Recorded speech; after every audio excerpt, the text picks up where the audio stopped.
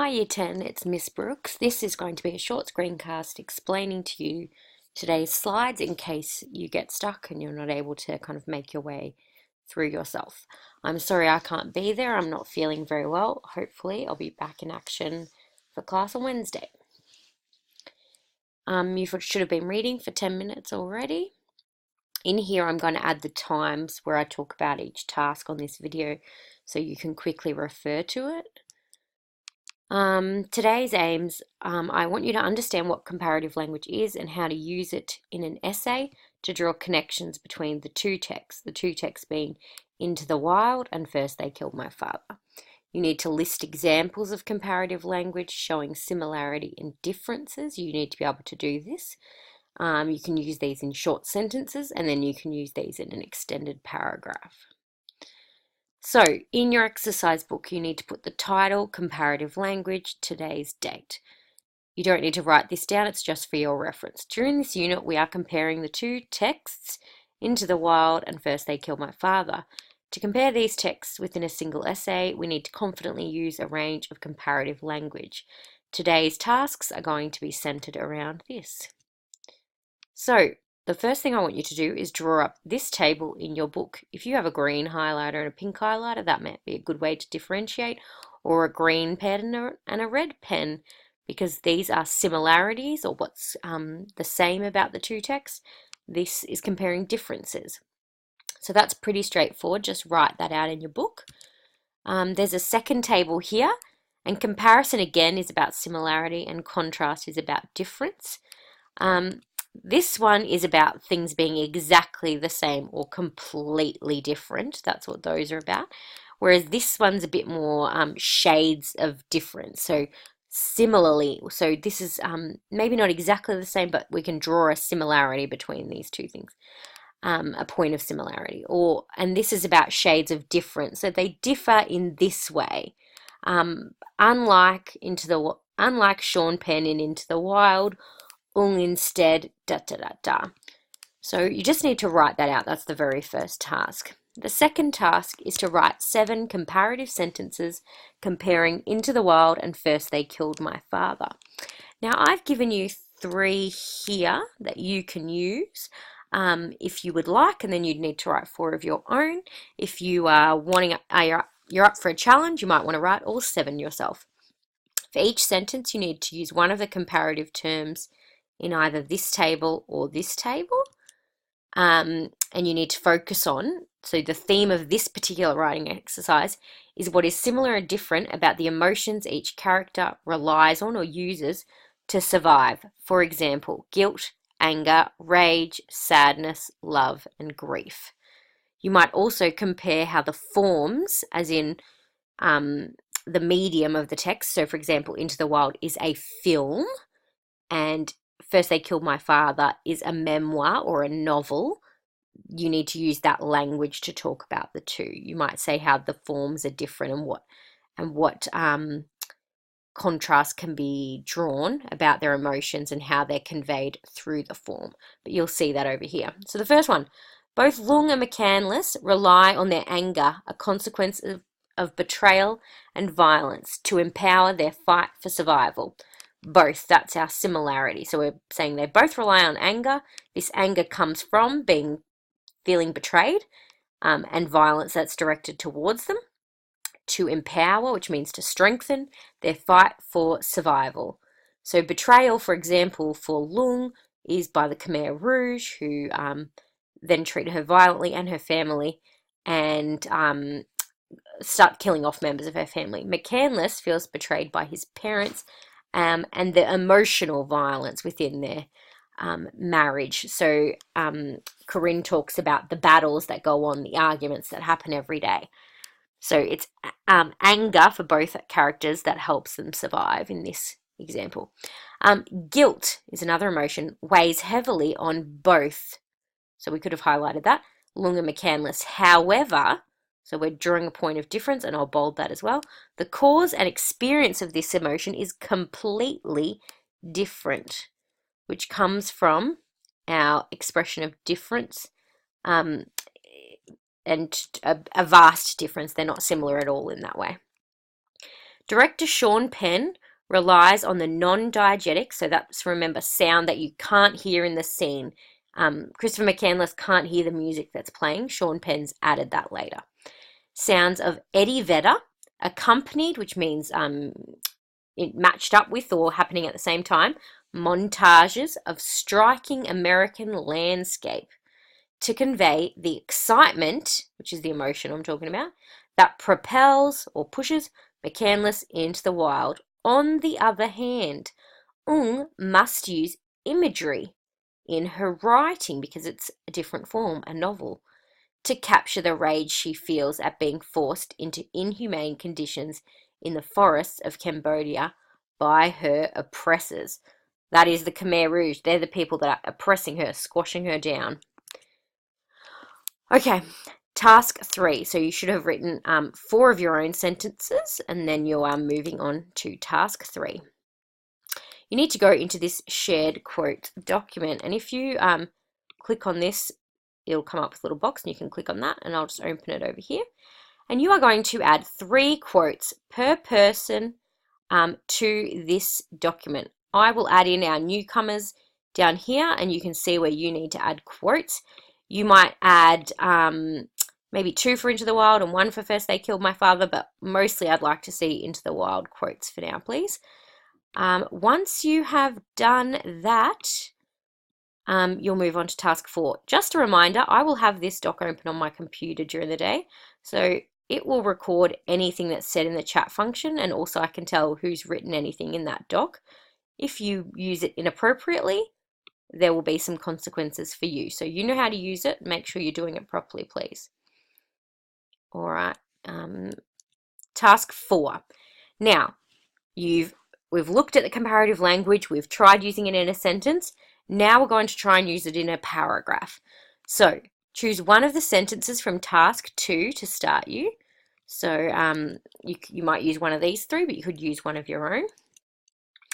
And find one piece of evidence from each text, which you can get from your shared quotes doc, to support this idea. So if you're talking about guilt, you want 2 quotes from the guilt section, one for each text. If you were talking about loss, 1 from each section of loss. For First They Killed My Father, and 1 from Into the Wild.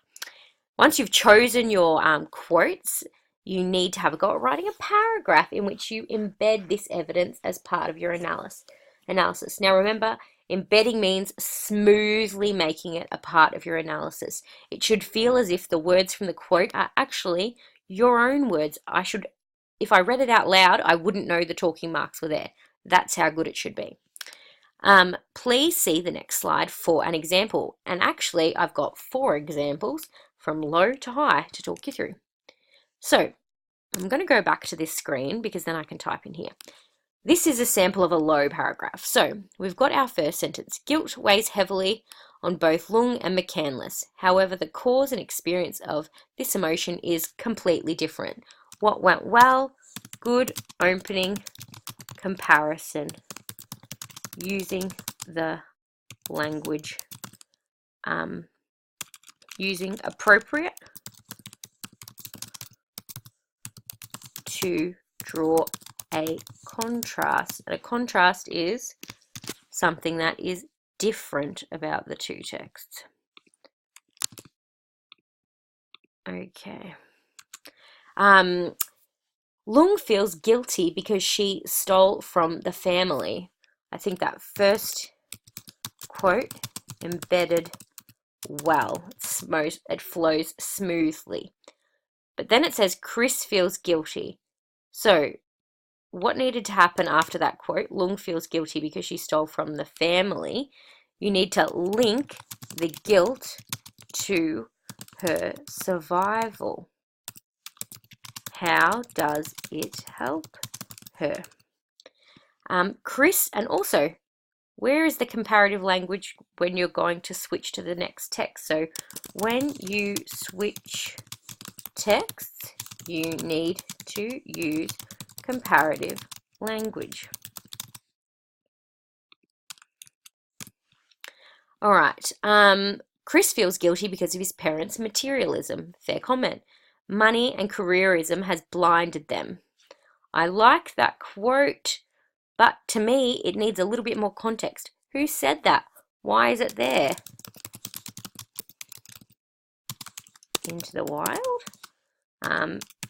Explain what it means in terms of survival. All right, guilt is important in both texts.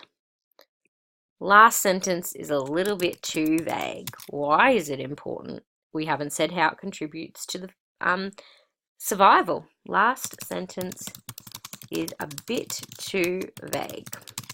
Okay, so you can see what I've done there, and let's move on to a higher example and have a look at that.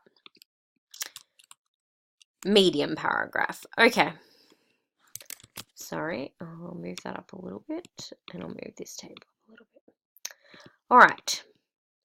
Guilt weighs heavily on both Lung and McCandless. However, the cause and experience of this emotion is completely different. Again, I like the opening sentence here. Lung feels guilty because she stole from the family. I think that quote is embedded well.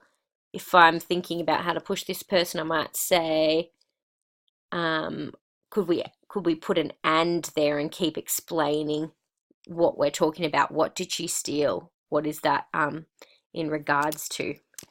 Extend with and, to build your explanation. McCandless also feels regret. So, good point of comparison with also. However, it is not at his own actions, but because of his parents' materialism. Again, I like this comparison. However, okay. Corinne's narration, good. This second one, they've given some context, shows that the careerism and money seemed only to embolden their blindness. Now, what that tells me is that quote was a little bit inaccurate, so that would need to be fixed, but this quote is accurate. And this is something that hurt Christopher deeply. So the quote is well explained. Again, though, we've got that vague final sentence. And I also think that this person still, they haven't taken that second E, that explain. So can you explain why or how this emotion helped or hindered, which means stopped, the protagonist, which is the main character, from surviving?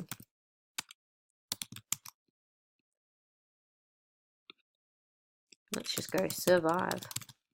Okay, so what that might look like is you might say that guilt actually hindered Lung. It put her in danger of not being able to survive because she felt so bad. Alternatively, you might say that this guilt empowered her because subsequently Gek dies and she thinks that she is somewhat at fault for that, and so she has to work harder to seek vengeance on the Khmer Rouge, but also to make up for the loss of Gek's life, to kind of make sure that wasn't in vain, that she does something to help all the people of Cambodia be remembered. And she does that by writing the book in the end, really. This again, like I said here, we could explain this a little bit more about how Christopher regrets his parents' action. And you might talk about, you'd need another quote, I think, from Corinne about that regret he feels at his parents' lies. I would go back and look at that one. And there should be definitely some in the script, and I'll link that down below so you can add some quotes in. All right, a medium example. Both Lung and McCandless rely on their anger, a consequence of betrayal and violence, to empower their fight for survival. In order to survive and find justice for the loss of her beloved parents, Lung needs to withstand the tortures of the Pol Pot regime. So that's a really kind of solid opening, good comparative language and clarification of kind of the argument being made here. In order to survive and find justice, Lung needs to withstand the torture of the Pol Pot. So that's the violence that she has to endure.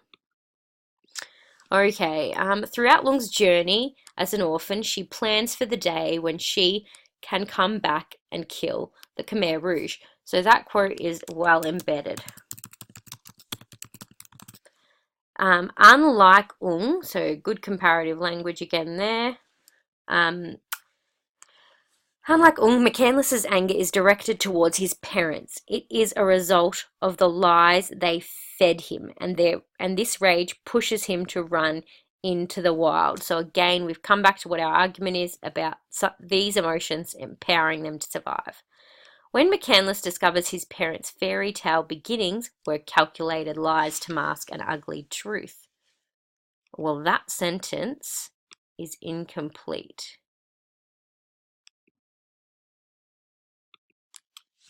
It needs to be extended. So, after calculated lies, quote, extend and explain what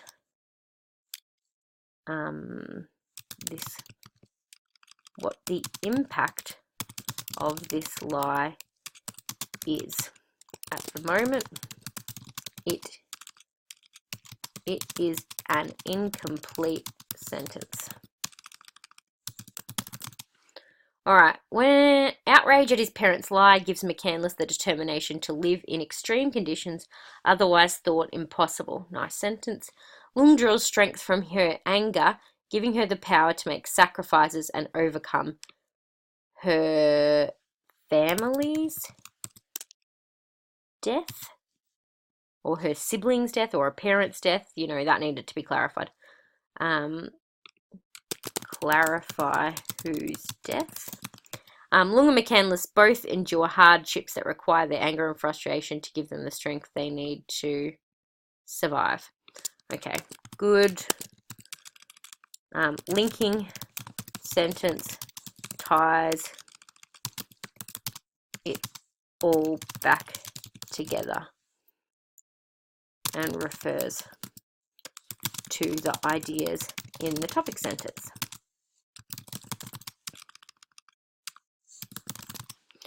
All right, last one. I'm just going to leave that one for the high students to have a little look at. It's up to you if you think you can tackle this one.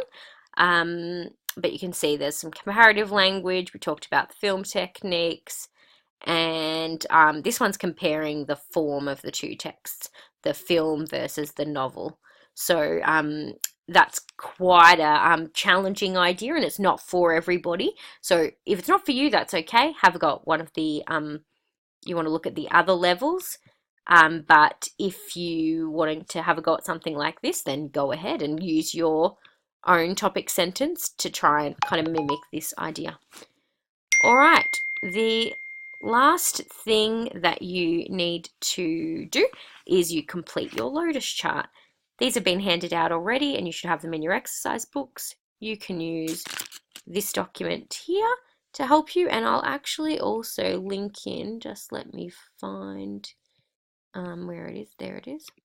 I'll link in the script as well for you so you have that to refer to. Sorry. I will link the script here. Let's go black. All right. That's it. Anything that's incomplete needs to be completed for homework. Okay? And I will see you in class on Wednesday. Thank you.